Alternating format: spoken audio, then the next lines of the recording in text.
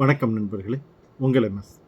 தமிழகத்தில் கால்நடை மருத்துவ பல்கலைக்கழகத்தில் பிவிஎஸ்சி அண்ட் ஏஹெச் கோர்ஸுக்கும் பிடெக் கோர்ஸஸ்க்கும் கவுன்சிலிங் நடந்துக்கிட்டு இருக்கு. ரவுண்ட் 1 கவுன்சிலிங் முடிஞ்சுது.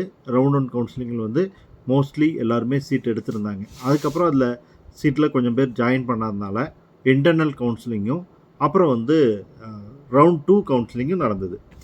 இன்டர்னல் கவுன்சிலிங் அப்படின்னா என்னென்னா, ஏற்கனவே சீட் எடுத்த students, already joined candidates, seat எடுத்தவங்களில் செலக்ட் ஆகி நேரடியாக இன்பர்சன் கவுன்சிலிங் போய் சர்டிஃபிகேட் வெரிஃபிகேஷன் பண்ணி தேவையான ஃபீஸ் கட்டி தங்களுடைய அட்மிஷனை கன்ஃபார்ம் பண்ணவங்க, அவங்களுடைய ஃபஸ்ட் சாய்ஸ் கிடைக்காம இருந்தால் அந்த ஃபஸ்ட் சாய்ஸ் வரைக்கும் அவங்க வந்து திரும்ப எவ்வளோ டைம் பாசிபிலிட்டி இருக்கோ அவ்வளோ டைம் வந்து கவுன்சிலிங்கில் கலந்துக்கிட்டு அவங்களுடைய ஃபஸ்ட் சாய்ஸாக எது கொடுத்துருக்காங்களோ அதுக்கு முன்னேறதுக்கு வாய்ப்பளிக்கப்படும். இதான் வந்து இன்டர்னல் கவுன்சிலிங்.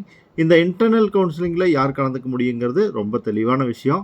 ஏற்கனவே சீட் கிடச்சி ஜாயின் பண்ணவங்க அப்படிங்கிறத ஞாபகத்தில் வச்சுக்கோங்க.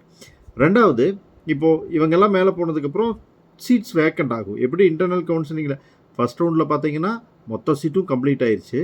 அதுக்கப்புறம் அதில் ஜாயின் பண்ணாதனால, ப்ராப்பராக சர்டிஃபிகேட் ப்ரொடியூஸ் பண்ணாதனால இந்த மாதிரியான காரணங்களால் சில சீட் வந்து வேக்கண்ட் ஆகுது. அதுக்கு இன்டர்னல் கவுன்சிலிங் மூலிமா ஃபில் ஆனதுக்கப்புறம் இருக்கக்கூடிய வேக்கன்சியை கால்குலேட் பண்ணி எந்தெந்த கம்யூனிட்டி கேட்டகரியில் வேக்கன்சி இருக்கோ அவங்களுக்கு வந்து கால்ஃபர் பண்ணியிருந்தாங்க. இவங்கெல்லாம் கலந்துக்கலாம் அப்படின்னு சொல்லி கால்ஃபர் பண்ணுறாங்க. அந்த கால்ஃபர் யாருக்கு அப்படின்னா, ரவுண்ட் 1 முடிஞ்சதுக்கப்புறம் ஒரு குறிப்பிட்ட ரேங்க் வரைக்கும் வெயிட்டிங் லிஸ்ட் அனௌன்ஸ் பண்ணுறாங்க.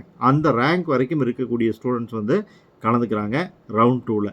ரவுண்ட் 1 கவுன்சிலிங் எப்படி நடந்ததோ, ரெஜிஸ்ட்ரேஷன் பண்ணி சாய்ஸ் ஃபில் பண்ணி சீட் அலோகேட் ஆச்சோ அதே மாதிரி ரவுண்ட் 2க்கு வந்து ரெஜிஸ்ட்ரேஷன் இருக்கும், ஃபீஸ் பேமெண்ட் இருக்கும், சீட் அலாட்மெண்ட் இருக்கும். அதை டவுன்லோட் பண்ணிக்கிட்டு இன்பர்சன் கவுன்சிலிங்க்கு வந்து சென்னைக்கு போக வேண்டி இருக்கும். ஸோ இதனோட அடிப்படையில் ரவுண்ட் 2 கவுன்சிலிங்கும் நடந்து முடிஞ்சிருச்சு.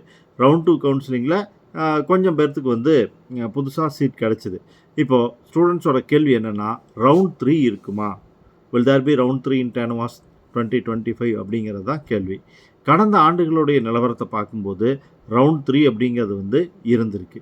இப்போது ரவுண்ட் 3 பொறுத்த வரைக்கும் இந்த ஆண்டு எந்த மாதிரியான வாய்ப்பு இருக்கும், யார் கலந்துக்க முடியும் அப்படின்னு பார்த்தீங்கன்னா, எப்போவுமே ஒவ்வொரு ஃபஸ்ட் ரவுண்ட் முடிஞ்சதுக்கப்புறம் ரெண்டாவது ரவுண்ட் முடிஞ்சதுக்கப்புறம் மூணாவது ரவுண்டுன்னு போய் வேக்கன்சி உருவானாலே இந்த இன்டர்னல் கவுன்சிலிங் வந்து கண்டிப்பாக நடக்கும்.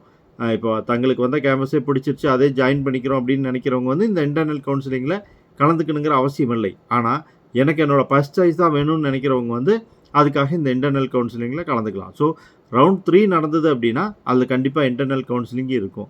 அது போக ரவுண்ட் 3 கவுன்சிலிங் நடக்கும். அந்த கவுன்சிலிங் யாருக்கு நடக்கும்னா, வெயிட்டிங் லிஸ்ட்டில் இருக்கக்கூடிய ஸ்டூடெண்ட்ஸ்க்கு நடக்கும்.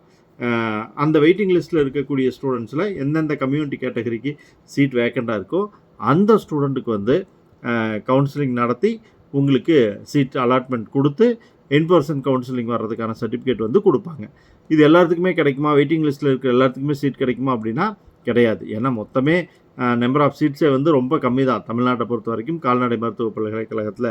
அப்படிங்கும்போது கண்டிப்பாக வந்து ரவுண்ட் 3ல் வெயிட்டிங் லிஸ்ட்டில் இருக்கிற எல்லாத்தையும் கால்ஃபர் பண்ண மாட்டாங்க, எல்லாத்தையும் வர சொல்ல மாட்டாங்க. ஸோ அந்த ரேங்கில் யார் டாப்பில் இருக்காங்களோ அந்த ஸ்டூடெண்ட்ஸ்க்கு வந்து என்ன பண்ணுவாங்க அப்படின்னா, அலாட்மெண்ட் கொடுப்பாங்க, அவங்களுக்கு பர்டிகுலர் டேட் கொடுப்பாங்க, அதுக்குள்ளே சர்டிஃபிகேட் வெரிஃபிகேஷன் முடித்து ஃபீஸ் பே பண்ணி உங்களுடைய அட்மிஷனை கன்ஃபார்ம் பண்ண சொல்லுவாங்க. ஸோ ரவுண்ட் 3க்கும் ஒரு சான்ஸ் இருக்குது. ஆனால் எல்லா ஸ்டூடெண்ட்ஸுக்கும் இல்லை, மிக குறைவான ஸ்டூடெண்ட்ஸுக்கு மட்டும்தான் இருக்கும். வெயிட்டிங் லிஸ்ட்டில் இருக்கக்கூடிய ஸ்டூடெண்ட்ஸுக்கு மட்டும்தான் இந்த சான்ஸ் கிடைக்குமா, வெளியில் இருக்கக்கூடிய ஸ்டூடெண்ட்ஸ்க்கு சான்ஸ் கிடைக்காதா அப்படின்னு கேட்டிங்கன்னா, வாய்ப்பு அப்படி தான் இருக்கும். பொதுவாக வெயிட்டிங் லிஸ்ட்டில் இருக்கக்கூடிய ஸ்டூடெண்ட்ஸ் வந்து ஒரு குறிப்பிட்ட எண்ணிக்கையில் தான் எடுத்து வச்சுருப்பாங்க. ரவுண்ட் 1 முடிஞ்சு ரவுண்ட் 2ல் எவ்வளோ வேகன்சி வருதோ அதுக்கு வரக்கூடிய அளவு, ரவுண்ட் 2 முடிஞ்சு ரவுண்ட் 3 வந்தால் எவ்வளோ பேர் தேவைப்படுமோ அவ்வளோ பேர், ரவுண்ட் 4 வரலாம், ரவுண்ட் 5 வரலாம், எது வேணாலும் வரலாம். ஸோ எந்த லெவல் வரைக்கும் போகுமோ அது வரைக்குமான எண்ணிக்கையில் ஸ்டூடெண்ட்ஸ் வந்து வெயிட்டிங் லிஸ்ட்டில் வச்சுருப்பாங்க. ஸோ அந்த வெயிட்டிங் லிஸ்ட்டில் இருக்கக்கூடிய ஸ்டூடெண்ட்ஸுக்கு தான் வந்து மோஸ்ட்லி இதில் சான்ஸ் கிடைக்கும். சில குறிப்பிட்ட கம்யூனிட்டி கேட்டகரிக்கு வேணால் இந்த வெயிட்டிங் லிஸ்ட்டை தாண்டி கொஞ்சம் கூடுதலாக கால்ஃபர் பண்ணக்கூடிய சூழல் ஏற்படலாம். மற்றபடி வெயிட்டிங் லிஸ்ட்டில் இருக்கக்கூடிய ஸ்டூடெண்ட்ஸ் தான் எந்தெந்த கம்யூனிட்டி கேட்டகரிக்கு வேகன்சி இருக்கோ அதில் கலந்துக்க முடியும் அப்படிங்கிறத தெளிவாக தெரிஞ்சுக்கங்க. இந்த தகவல் உங்களுக்கு யூஸ்ஃபுல்லாக இருக்கலாம். உங்களோட ஃப்ரெண்ட்ஸ்க்கும் யூஸ்ஃபுல்லாக இருக்கலாம். அவங்களுக்கு ஷேர் பண்ணுங்கள். பிடிச்சிருந்தால் லைக் பண்ணி சப்ஸ்கிரைப் பண்ணுங்கள். வணக்கம் நண்பர்களே.